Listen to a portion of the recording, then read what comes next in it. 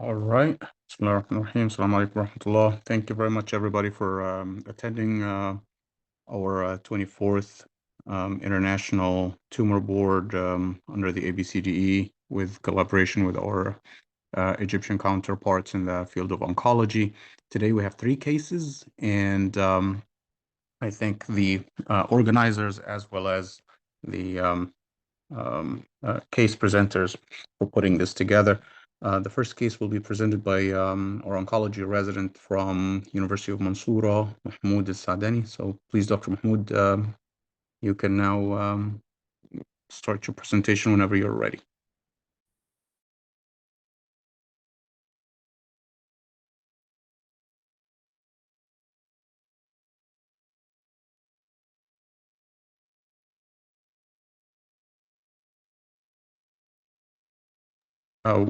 If you're speaking, we can't hear you. You're muted.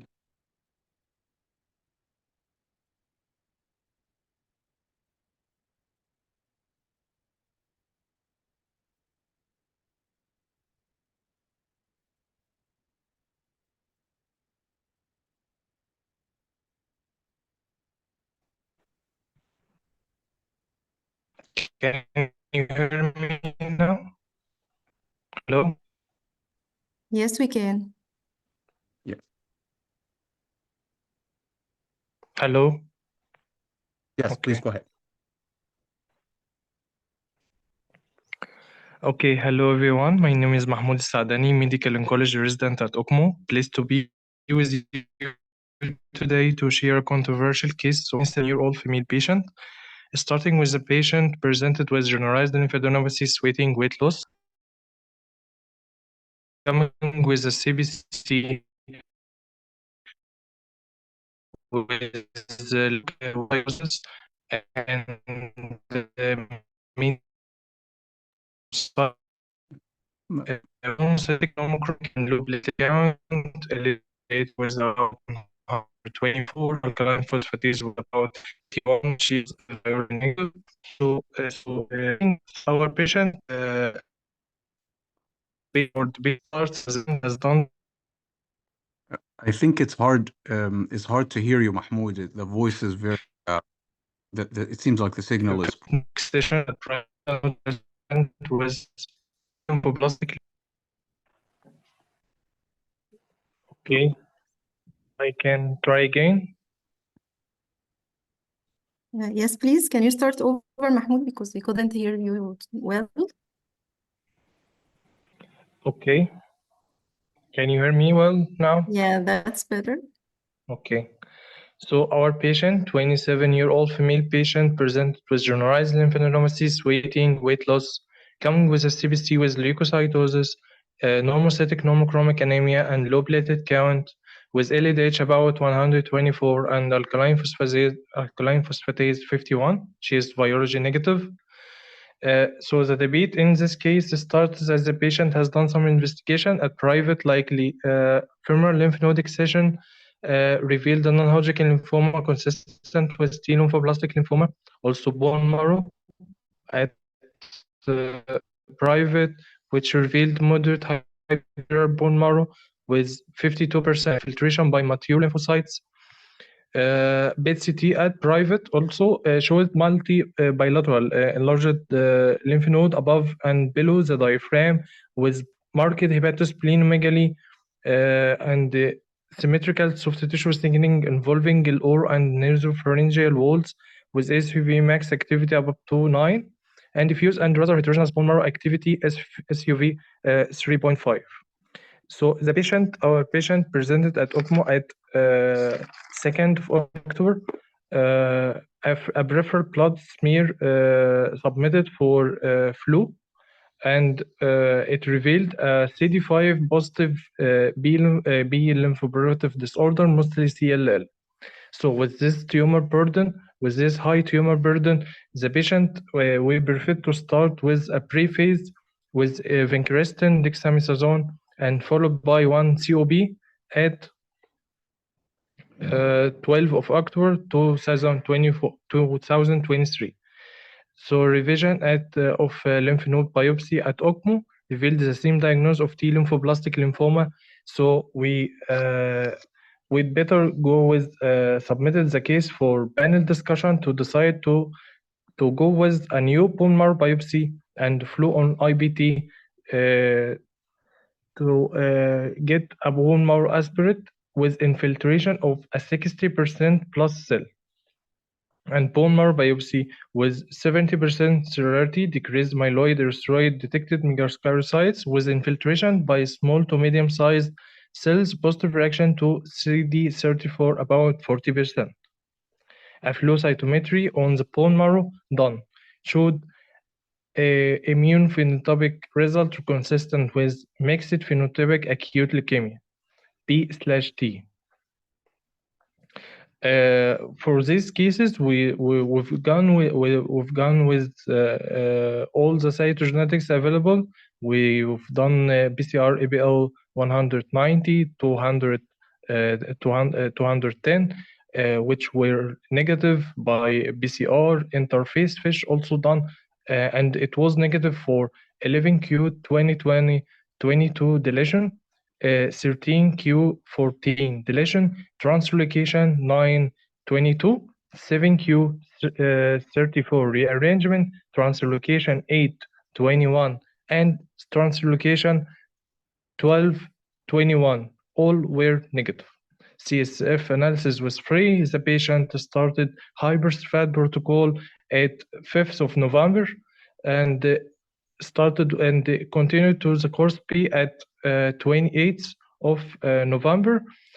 3 weeks later, we have gone with bone marrow, new bone marrow, which revealed complete remission. And the bone marrow was about 200 plus cells, and biopsy was average for the patient age. Patient continued to receive hyperstrat protocol as a consolidation or maintenance, and she's on the waiting list.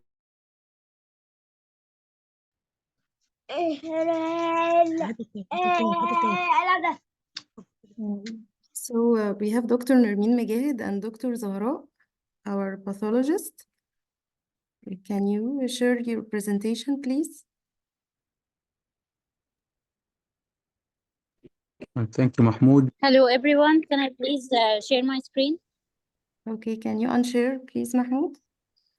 Thank you, Mahmoud. Please unshare your screen, and Dr. Zahra will be sharing the pathology. Okay, sounds good.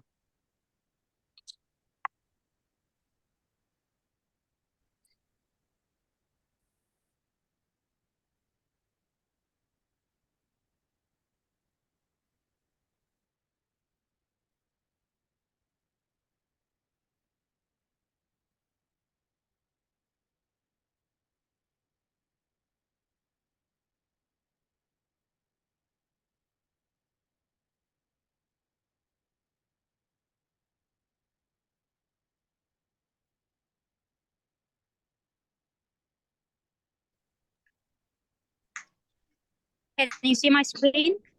Yes, we can.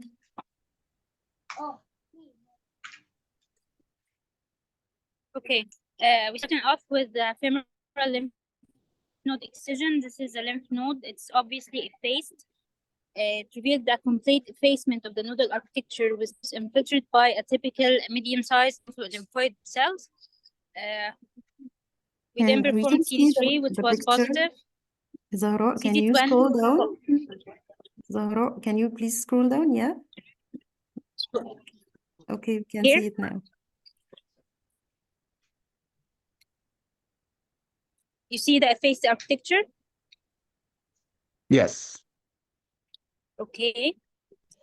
Then CD3 was done, and it was predominantly positive. Then CD20 was also done, which was positive in residual B cells. So at this point, we had no suspicion of biphenotypic lymphoma. Then we continued with, but this is new, CD79A. It showed scattered positive cells, and BAX5, which was also positive. Here the TDT was positive. And this was the initial diagnosis. This I think will change. I don't know. Then we have the bone marrow, which shows an infiltrate of 70% of cellularity by CD3 positive cells, and CD20 was completely negative. We diagnosed positive lymphoma, but otherwise. That's it. Can you please repeat the last two sentences because we couldn't hear you well? It was diagnosed firstly as T lymphoblastic lymphoma. Then it came to our attention that it was diagnosed as biphenotypic. So we performed the CD79A and PAX5 on the lymph node, and they were positive, but they were not performed in the bone marrow biopsy. So it's like mixed phenotypic B and T, right? I don't know, maybe Dr. Nerveen will say something. Good evening, everyone.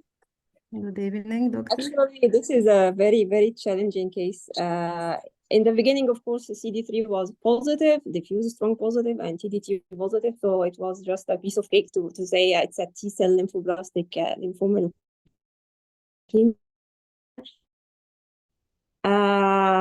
Even when it was negative, okay, so we didn't think about any B phenotype. But after the flow cytometry from the bone marrow biopsy, we don't have S19, which is a cornerstone here. So we don't have it. But as I can see, it's positive with the flow cytometry. CD79 is positive, and PAX5 is positive, but we need to rely more on CD19. So if it's positive, unfortunately, we don't have it nowadays in our department. So we correlate with the flow cytometry results. We can say it's a mixed phenotype lymphoblastic lymphoma leukemia, B and T, which is very rare. Yeah, it's my first case to see. Yeah, but for us, can you please we still need the for the pathology, we still need the CD19 only, just to confirm it. Yeah, but it's positive on the flow cytometry. So yeah, with correlation, it's okay. We can sign it. After correlation, we can sign it now as a mixed phenotype. It's very rare for me to see a mixed one with B and T together. Yeah. Yeah. Thank you, Dr. Nermeen. Dr. Dalia Salim, our clinical pathologist, is with us too. Assalamu alaikum. Hi, Manar, and hi, everyone. Hi, Dr. Dalia. Nice to meet you. Nice to see you all too. Can Okay, you so please? for this case here, I'll try to share my screen.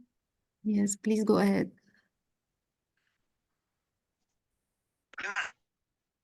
So can you see it right now?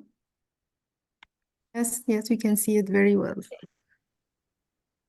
Okay, so to be honest, this case was like there was a very big hole for this case. Firstly, we have the peripheral blood for this patient on October 23. And the peripheral blood show it looks like absolute lymphocytosis, and it was interpreted as mature lymphocytes in the peripheral blood due to restriction in the antibody panel we have right now due to the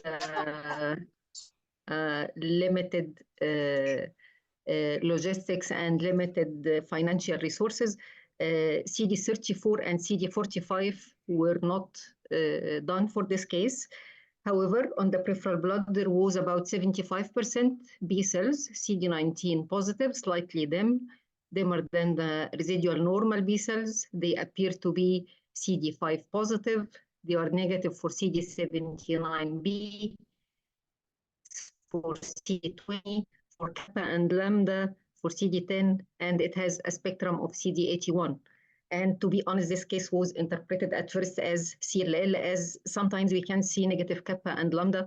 However, the negative CD20 is very unusual. Usually it's them, but never did negative. CD79B could be negative. So this was the initial diagnosis. This was on last October. 1 month later, the patient performed bone marrow aspirate, and it was high normocellular for age, and there was infiltration by 60% blast-like cells, for which flow cytometry was done. It revealed the similar results. A big population, which appears to be a B cell population, CD19 positive, but it's CD5 positive, and it has a spectrum of 81 negative for 79B, 20, 10, and surface light chain. However, with more extended panel on this case, these cells appear to be M for CD45. They are positive for 34. It has a spectrum of CD79A. It's positive for 39, but it's negative for cytoplasmic CD22. As regarded the T cell marker, it also expressed them cytoplasmic CD3. It has CD5, as we mentioned, and it has also surface CD3. It's negative for both CD4 and CD8. It doesn't express any myeloid markers, no 13, no 33, and no 117. It's CD7 positive. Of course, it's also negative for MPO. So to wrap up, this case or these abnormal cells express CD19, express cytoplasmic and surface CD3, CD7. It doesn't express any of the myeloid markers. And according to the WHO criteria for lineage assigning for the mixed phenotype leukemia, this case typically fit into the mixed phenotype B and T because it has moderate CD19 expression with one other B cell marker, which is the CD79A, and it also has a cytoplasmic CD3, which is lineage assigning for T cells. So the final diagnosis was mixed phenotype acute leukemia B and T.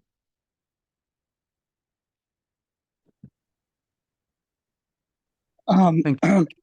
Dr. Hi, this Fawaz. is Dr. Al-Kawaz. Yes. The WHO, so the cytoplasmic CD79A is a little tricky here because it's actually expressed in as much as half of T lymphoblastic leukemias aberrantly. So if you look at the WHO5, there is a designation for cytoplasmic for CD79A, and it says not. I believe they say something along the lines of not to use it if you have a T lineage under consideration.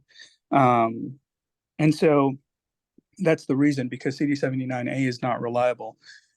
So you're really stuck. This is a very difficult case. You have DIM19, which you can never ignore, but you don't really have any other robust markers by flow cytometry. Now, I would probably consider this an MPAL only because there is PAX5 expression by IHC. But we have to be careful because an MPAL diagnosis is strictly a flow cytometric diagnosis. So I would want to see more B markers potentially. CD22, I know it was 10 negative. I don't know if the 22 was ever done. Yes, CD22 was also negative, but with this level of CD19 expression, I think according to the WHO, either the 4th or the 5th edition, if it is strong CD19, then we have to rely on this CD19 plus only one of other B cell markers, which is the CD22, CD79A, or CD10. However, if it's weak, I have to back up my diagnosis relying on two B cell markers, either 10, 22, or CD79A. The problem is you can't use CD79A if the T lineage is under consideration, because CD79A is known to be false positive in a lot of T Yeah, I know. lymphoma. Yeah, yeah. Yeah. So, but I think with the PAX5, maybe you can go along, but it's definitely a challenging case.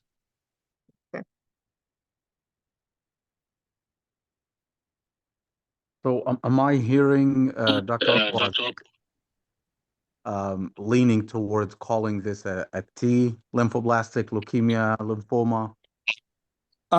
Dr. Higazi, I would still lean on on an MPAL because of the PAX5 expression, but we have to be very, very careful with PAX5 because it's a nuclear stain. I don't know if it was done on a decalcified bone marrow or if it was done on the original lymph node. I would want to go back to the original lymph node, stain it with immunohistochemistry for things like 19, PAX5, 22. Even I've used OC2 in the past. If the PAX5 is real, it would be an MPAL. If it's not, then I wouldn't rely on the CD79A. It wouldn't fit the criteria. Got it. PAX5 was done on lymph node. It's diffuse positive. Actually, it's not a strong one. And usually PAX5 is very strong nuclear staining, but in this case, it was a little bit weak, but diffuse positive.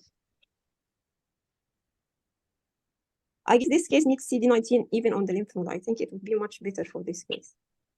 Let me ask a question. Would it help if there's like a B or T cell gene rearrangement to see which one is clonal, or it's also going to give like false positives? Unfortunately, it's not helpful. In those really early ones, it'll be rearranged for both, or sometimes not. It's not that helpful at all in those immature ones. Okay. Interesting. Any questions regarding the pathology on this case before we switch to the clinical side? Yeah, I have multiple. First is, so this case, as I understand it, originally presented in October of 2022 and then represented in April of 2023. What I guess I'm understanding is in October of 2022, there was a more mature B cell population predominantly in the blood and in the lymph node, which was CD5 positive. My first question is, was cyclin D looked for in that population to see whether this was some form of mantle cell versus CLL? Hi, Dr. Emmons. She presented at September 2023, and cyclin D1 was done and it was negative. I see. Okay.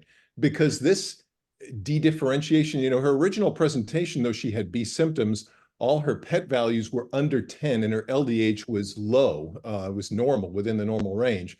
Very unusual presentation for any kind of aggressive lymphoma at that point. So it seems like whatever this population was, it changed over the time of the initial presentation to the second presentation, where these cells seem to be very dedifferentiated, which is something that happens in mantle cell lymphoma more than it does in CLL.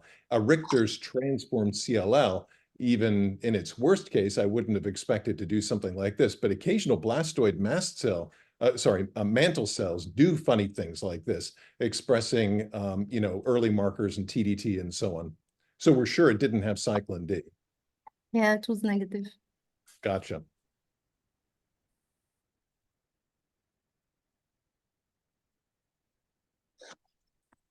So Just to summarize, so the patient was diagnosed last year, got hyper-CVAD, and then what happened? I'm sorry. She's in remission now, and So the question is, should she get a course 6.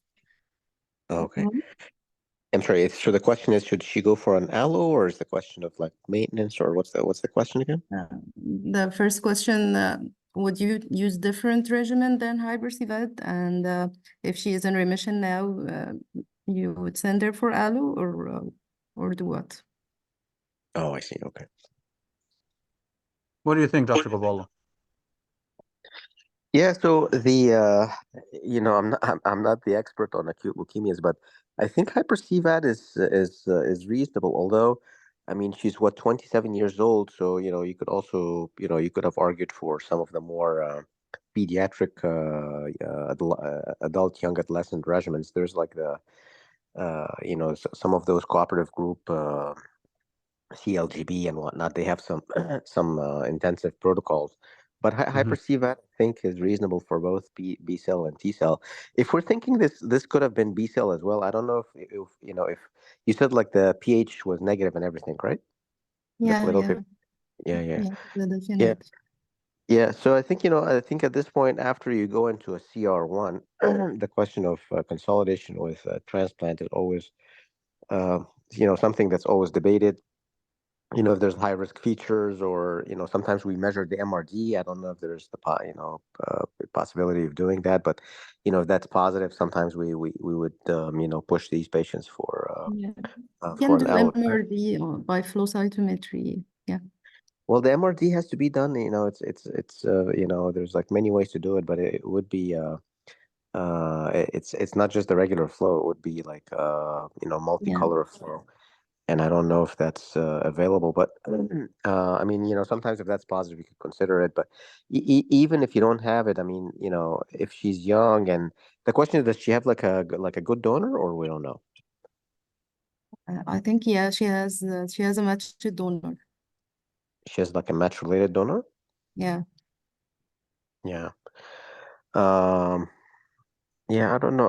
Dr. Higaz, what do you think? Should we? I mean, it's one of Yeah, those things where you could either do it or not. I mean, right, right. I think my impression is similar to yours, but I want to hear everybody's his take. Do we have Dr. Manar? Do we have faculty from Mansoura clinical faculty who would like to participate with us today? Dr. Mabed or No, they couldn't make it today, unfortunately. Dr. Emmons? What's your take? Are you of a similar take to Dr. So Gaballah? I guess I'm still confused by this. Please correct my mind. You said it was October of 2023 when she first presented, yet it doesn't fit with the fact that she represented in April of 2023 with what I seem to think is the blastic phase disease. Was it really October of 2022 when the original disease that was seemingly a CLL or mantle cell-like disease presented? Is that what I understood? There is no April 2023 here. Initial presentation was in September 2023. I see. Yeah, Okay. September of 2023. So yeah. I guess I was confused. There was some talk of something happening in April.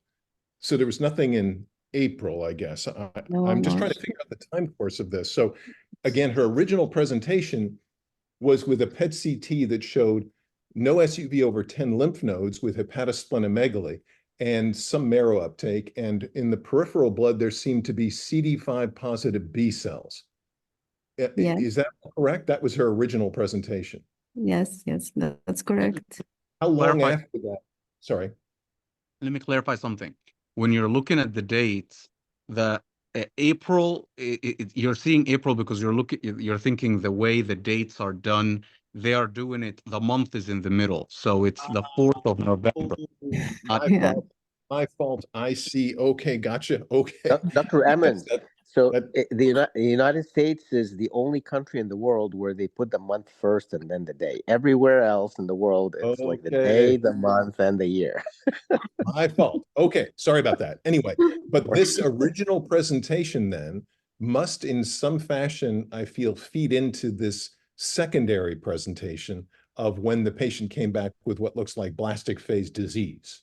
So there was an original B cell population of what looked like more sort of chronic disease with a heavy burden of lymph nodes, liver, and spleen, which then became a blastic population of cells in the marrow, at least proven, with TDT and CD30, well, it's CD34 negative, correct? TDT positive, correct? It's positive CD34 and TDT was positive Positive both. on the I'm lymph sorry, yes, node. okay. So I guess my question to Dr. Al-Kawaz is this a possible Richter's? Is that a possibility with this kind of presentation? Usually, I mean, there is disagreements or when to draw the line between a blastic lymphoma leukemia and a high grade type of lymphoma. The consensus though is once you see TDT, you just call it lymphoblastic. just to make it easy. Now, having both 34 and TDT, it's really hard to call it anything else, honestly. Like, I don't know what else to call it. So, Gotcha. Okay. I asked this question because in the grand scheme of things, you know, a Richter's transformed CLL that you got into remission, you would always try to take to an allo transplant, clearly. So, and I guess there'd be very little other situations here with a non-Philadelphia chromosome ALL-like disease that you wouldn't want to go that direction. So with a fully matched sibling donor, if you got them in complete remission, that does seem to be the road to take, as far as I'm concerned. Can I ask a question? So do you see Richter transformation into T lymphoma? no. Okay, thanks. But this Oh, is if T lymphoma on the basis of the CD3 expression, is that right? Yeah, it's positive CD3. I think there were other T markers. I mean, 5 technically is a T marker, but I think there was 7 as well. So, you know, I don't know. Was there 2 expression? Oh, and you know, the 3 is cytoplasmic, and that's, I mean, nobody can argue against that.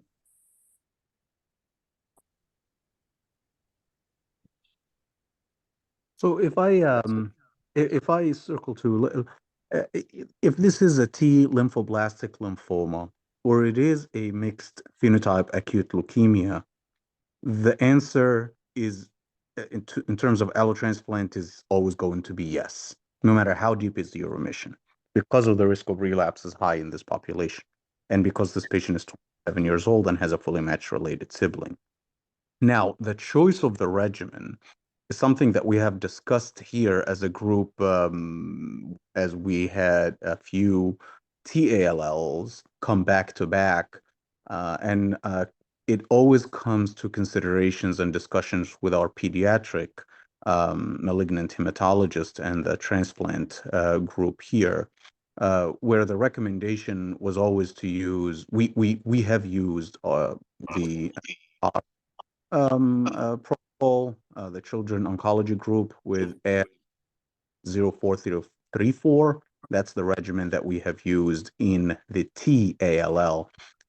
Considering that there is no downside in using a TALL regimen in this majority TALL with a small B presence, I think this is a case where I would use that. Really, the AALL 0434 is a CLGB 340B regimen, the CLG 340, the 4030, but it also has the nelarabine in it and the asparagine, the pig asparaginase as per the typical CLGB regimen. So it adds in the nelarabine, but ultimately the end goal would be to take get the patient to the deepest remission and take them to transplant. And CSF analysis and treatment should continue throughout the course per protocol. I think hyper-CVAD would be an under treatment in this young gentleman if they can tolerate a little bit more of an intense regimen. And again, this is a patient who is younger, as far as we're aware, does not have any other genetics that raises concerns for any other secondary malignancies or familial type leukemias. So the choice that we would be using if we had this patient is likely going to be AALL 0434 protocol, and then take the patient into transplant after we finish their consolidation and go ahead with an ablative allotransplant. 2 other quick questions. The initial presentation was mentioned as being, quote, viral negative. Did that original presentation include testing for HIV? And did the subsequent relapse include testing for HTLV1? Yeah, we do screening virology, including HCV, HPV, and HIV. And this patient didn't actually relapse She had some investigation for 2 months, and then she came to us, and we took some time to reach a diagnosis, and then she started treatment immediately. Right, but was HTLV-1 looked for? I No, believe that's more no. endemic in your part of the world associated with this type of leukemia. Correct me if I'm wrong, other colleagues. We don't routinely test it. No. I see. Is it not endemic in the Middle East? Maybe I'm misremembering this. HTLV? HTLV-1, yes. Or like, No. yeah, No. more to the farther east in Asia. Gotcha. Yeah. Okay. Would you not test that in this case?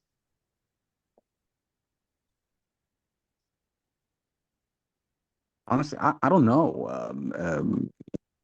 Would it categorize it differently, you It think? would categorize it differently, as the recommendations currently are to treat with antiretrovirals as well as therapy against it. Actually, the HTLV-1 class of disorders are separated according to whether they're lymphomatous or leukemia presentation, with the leukemia presentation favoring antiretroviral as well as anti-chemotherapy treatments, and the lymphomatous presentations, for whatever reason, not favoring antiretroviral therapy along with chemotherapy. We have a patient that we're treating here, actually, interestingly, from Moldova, who has that and is being treated that way. So you do HTLV virology for all T lymphoma cases? Not all, but T lymphoblastic.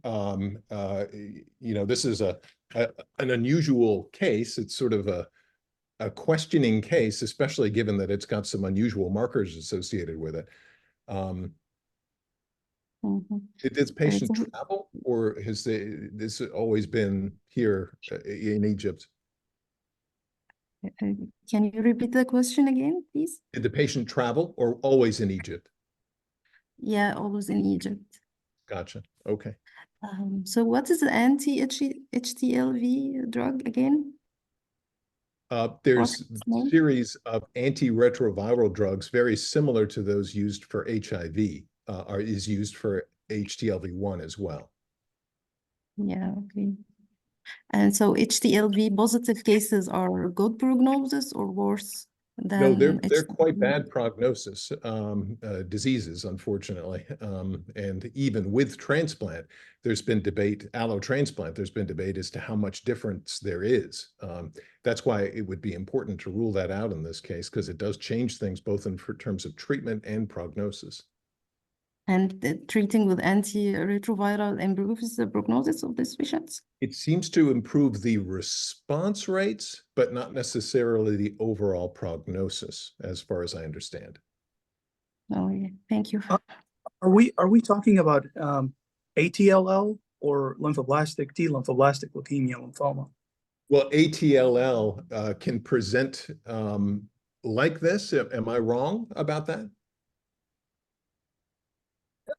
I'm not aware of them having TDT in 34. I mean, maybe rarely. I'm sure there are case reports, but usually they're considered part of the mature T cell lymphomas. Aggressive, pretty aggressive, but not immature, not to my knowledge. Is that right? Okay, then perhaps I'm wrong about that. Thanks. So it seems like from the clinical perspective, the agreement is that a pediatric inspired protocol would be your choice. Is that right, Dr. Paula? I'm sorry, say that again? A pediatric inspired regimen, like you mentioned earlier, would Right. be the preferred choice in a younger patient who's, less. Exactly. Yes. If the support is available, because these regimens are very intense. So if it could be done safely, then yes. But the patient has already achieved a complete remission. Is that what I understood from the most Yeah. recent? We're not gonna do Yes. it now. It's done. Yeah, no, we're talking from the choice as a choice of treatment up front. Yes, yes. Retrospectively. Okay. So if we don't have nilarabine, Can we give just augmented BFM? That should be fine. Like a CLGB with or augmented BFM would be appropriate. And it is any of those pediatric aspirations. They're very similar. As Dr. Gabala mentioned, they are complex and they require significant amount of back and forth and an extended course of treatment. But if you do you use them, Dr. Yeah, Romanov? we give, yes, augmented BFM, we give it all the time. But sometimes we think that HyperCVAD is better, even from the quality of life perspective, because the patient doesn't have to come every 3 days for his course, you know, and they are kind of young age. They want to have a life and have a course time-limited treatment, if you know what I mean. Yeah, I understand. I think the comparison was settled between hyper-CVAD and CLGB in a study a few years ago, finalized and published, where the outcomes on long term was a good percent, I think, 20 or 30% better overall in the progression-free survival in those who went into the pediatric inspired rather than the hyper-CVAD. But you're right, hyper-CVAD is well put together, kind of a cruise control. You put them on it, and not a whole lot of in and out of the hospital as much as the pediatric protocols.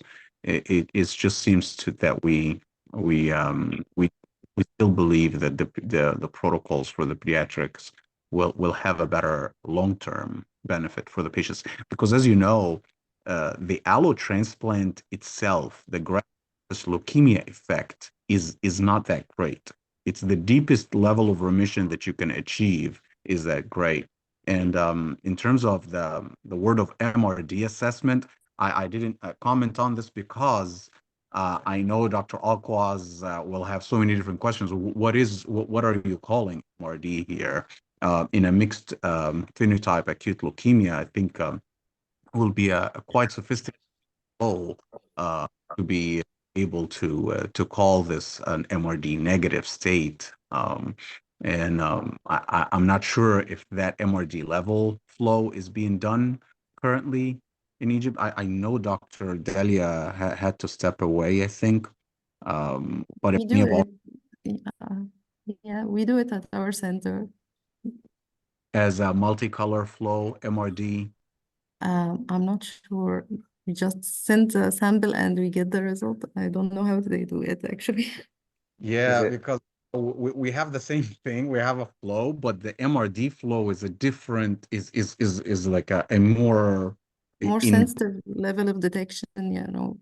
and Yeah. we use much more gates. Dr. Alkawaz can comment on it, but unfortunately also, if you have a mixed phenotype acute leukemia, I don't know how reliable or how easy that is going to be. What's your take on this using flow in this case, Dr. Alkawaz? Uh, this would be a nightmare. So we try to define flow at usually we try to define MRD at 10 to the -4, which is the level of PCR.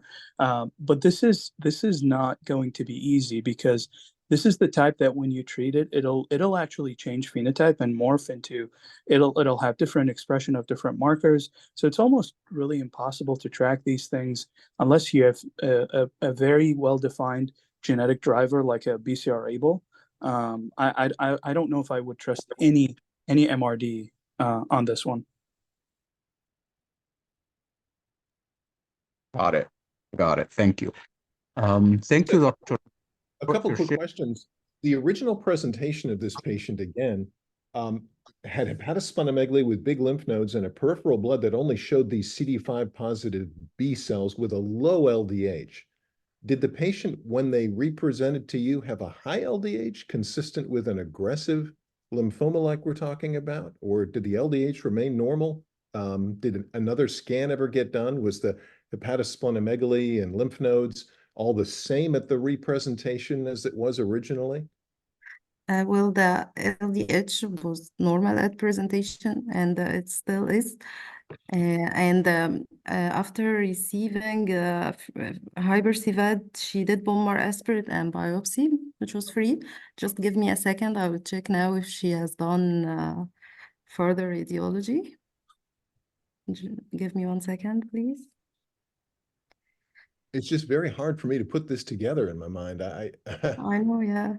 Very confused about this. I don't understand how everything seemed to point towards a CD5 positive B cell population, and everything looked like low-grade lymphoma.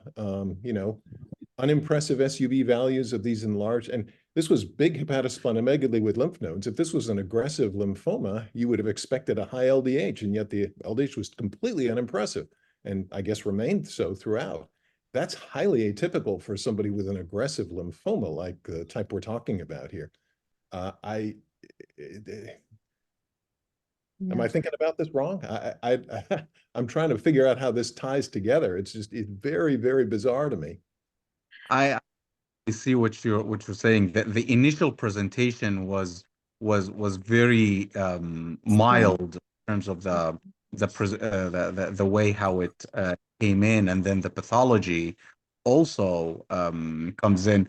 You know, with and they've just stated the LDH has stayed normal throughout, which is just flabbergasting to me. I can't understand how somebody with an aggressive lymphoma like this would have a normal LDH throughout all this time. And it is a funny looking cells, because at first on the biopsy, I guess that the private practice review of the biopsy was calling it the mature lymphocytes early on, before the immunophenotype Well, came the back. LDH, yes, it was repeated 4 times during the course of her treatment, and it's still normal. She didn't do PET-CT yet, but she did CT evaluation 2 months ago, and it showed a regressive course of the lymphadenopathy. And the liver and spleen were very big at the outset, it was stated. How big were they? Initially in the PET-CT? Yes. Okay, it was marked hepatomegaly. Splenomegaly too? Marked, yeah. It was marked splenomegaly. But no focal lesion, and the SUV max was the 3.7. Yeah, I've never heard of anything like this. This is Don't we have a type of T lymphoma that is indolent? yes, oh yes, there are certainly indolent T cell lymphomas, but they don't express TDT, and they don't, you know, they don't have this seeming aggressive appearance under the that's, you know, we're placing a lot of emphasis on the pathology being accurate here, because it kind of doesn't fit with how this clinical picture comes together.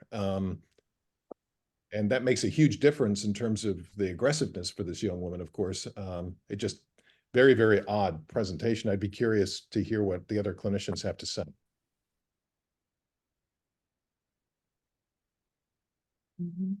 It is a question. There is no question. This is not a straightforward shot, especially with the way it initially read. Dr. Gobal, are you speaking? I'm sorry. The voice was No, cutting out. no, I'm here. I'm listening. So what I was trying to say is, yes, as initial evaluation on the peripheral blood as well as the bone marrow were not too remarkable. It seems like you can't, unless we're questioning the results of the test, I can't get over the blast population and its description on that biopsy on review. So there's no getting out of calling this an acute leukemia because of the amount of blasts in the marrow that were identified, even with the but as long as we are sure of this, if we're unsure, that's a different story. That is a bigger problem. But it seems it's fitting with the TDT 34 and then the mainly T, some B markers, calling it a mixed. phenotypic acute leukemia, did we catch this patient a little early? Was there an inciting event that is leading to this? That I'm not sure what it is, but that got the patient having a significant lymphatic response, and that's not really the disease. It's a reaction to something else going on, whether it's an infection that never was proven. I don't know. But I still circle back to the end. We have a population that it's, even though we couldn't categorize it molecularly by any genetic, it seems like all the genetics came back unremarkable, whether on fish or fairy type. So, uh, but, but what is it then if we're not seeing uh, the the diagnosis as an acute leukemia?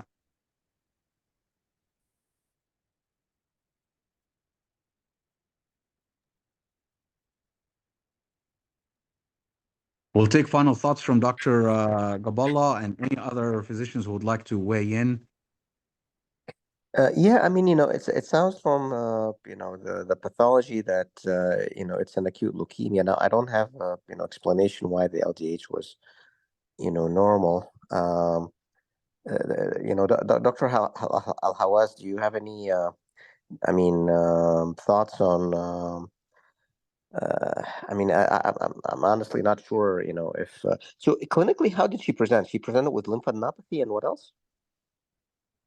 Hepatosplenomegaly, and there was nasopharyngeal thickening and Right, right. pulmonary No, but what was inflammation. she complaining of? Was she like sick and she presented quickly, or was this picked up incidentally, or how did she Inguinal present? swelling and toxic symptoms, Toxic symptoms like what? sweating and weight loss. Oh, okay. Yeah, I mean, so Dr. Emmons, I mean, what would be the differential? What, like a peripheral T-cell lymphoma? Is that the concern? Like, say the TDT was not accurate, would it be like a peripheral T-cell lymphoma? So, I mean, peripheral B or T, I mean, right? I mean, the original presentation was a CD5 positive B cell population in the blood that looked with mature cells and no SUV values over 10 and hepatosplenomegaly. And I guess they were saying sweats and weight loss as part of the initial presentation. So there's a variety of B and T cell disorders that can do this. I guess the T cell stuff came later from the initial presentation. That was the second presentation, and the lymph node. The lymph node seemed to show this population of CD3 positive, PAX5 positive, TDT positive cells, and the marrow then did too. The only thing I guess it showed the B cell population was the peripheral blood, which showed this seemingly, so maybe that was inaccurate, but I'm still It's confused. hard to, yeah, it's hard. I mean, pathologically, it's hard to miss like an acute leukemia or like an aggressive disease with, big cells, even without the markers and stuff. It would be kind of hard to miss. But these weren't big cells, right? Dr. Emmons, I think our colleagues explained that they didn't run the 45 on the blood, and that first peripheral blood result may have been erroneous. The cells had 19, but had no surface light. They had 5, and I didn't want to go into details, but if we go to that chart, they actually had dimmer 19 than the residual normal B cells. So those could have been the same mixed phenotype cells. It's just that they didn't have the 45 to show that they're dim, and that wouldn't have TDT. That panel did not have TDT or 34. So I don't think there was anywhere there is any report that shows actual B cells. I see. Okay.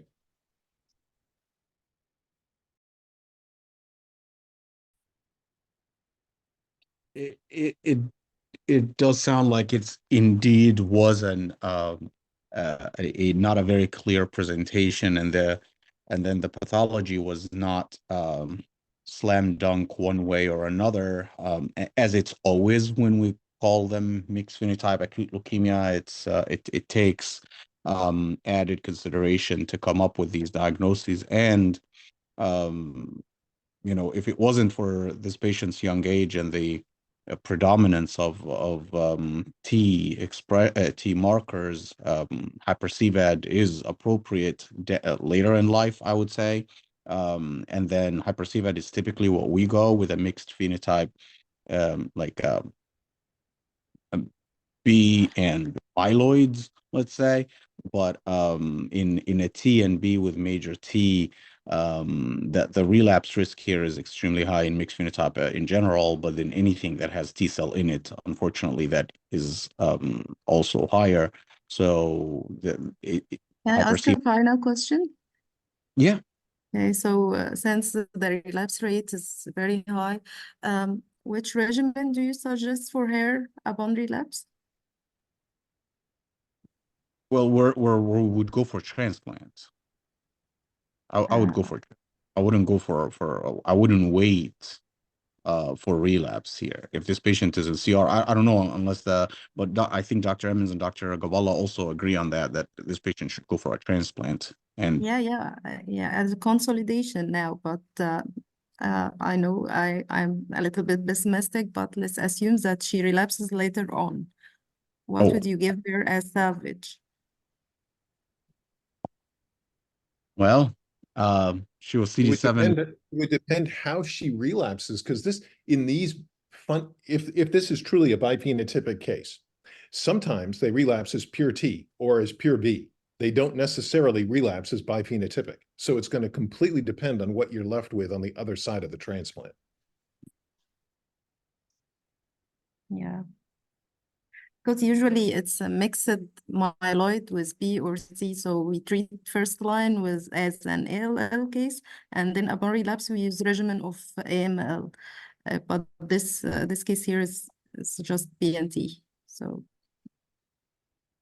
Yeah, there's as you know, there is no standard of care in this disease on relapse. You have to revisit the pathology again, like Dr. Emmons said. There are depending on the pathology, we can look at options in terms of um, CAR-T, and we're talking hypothetical. I know these things are not even standard of care here in the United States, but Dr. Emmons and his team has been working on CD7. If CD7 is still persistent or it's predominantly a CD7 population, that would be a CAR-T to consider.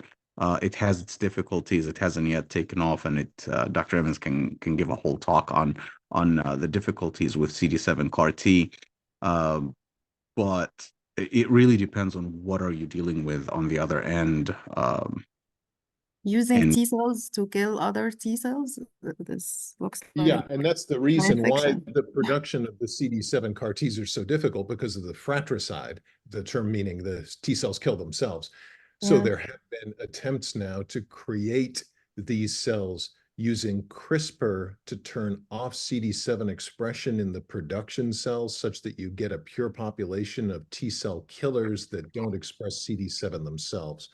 But as everybody knows, CRISPR has its own potential damage to cells that can lead to secondary malignancies. And so there's a variety of safety concerns with that. So anyway, bottom line is that the future of cellular therapy is very much for these sort of surgical strikes against surface features of some of these cells. But they have their own problems. They leave people immunologically crippled for long periods of time. Certainly CD19 CAR T, the biggest one in use around the world now and approved in the United States, has seemingly had some increased incidence of secondary cancers that's been a concern to the FDA, although that isn't high enough to justify not using it, to be sure. But we're going to have to learn more about what the true risks of these are long term to roll them out. And obviously, the economics of this is completely untenable, even in the United States. So everything's going to have to come down in price and be much more efficient. And eventually, these will be off-the-shelf T cells that will be given much like drugs rather than bespoke produced for each individual patient. And CRISPR will help with that by making them agnostic and taking away the MHC and the T cell receptors and making them more into drugs than something that has to be individualized for every patient. So that'll be the future, which will bring the cost way down and make it available to, Egypt and around the world. So really, we're in the difficult adolescence of a very economically untenable therapy right now. It is extremely expensive indeed, and even in the United States, we're still struggling to make these therapies available for our patients because of how financially toxic it is. This is thank you very much for this quick review, Dr. Emmons, on your take on CAR T, and thank you, Dr. Mahmoud, Dr. Nermeen, and Dr. Delia, and Dr. Zahra for sharing this case with us. As always, thank you, Dr. Manar and Dr. Kareem, for making this event come together. We will conclude with this case. I know we had 2 other cases, but Happy New Year and Ramadan Mubarak for everyone, as Ramadan comes in less than 2 weeks. Yeah. We'll postpone our tumor boards to after Eid, inshallah. So later in April or early May, we'll find a date that works for all of us so we can reconvene again. And if you have other cases you would like to share, aside from the ones that were already prepared, it's all fine. Just let us know, a couple weeks ahead of time so we can review them and see if there's anything that we need to improve on the cases before we discuss them together.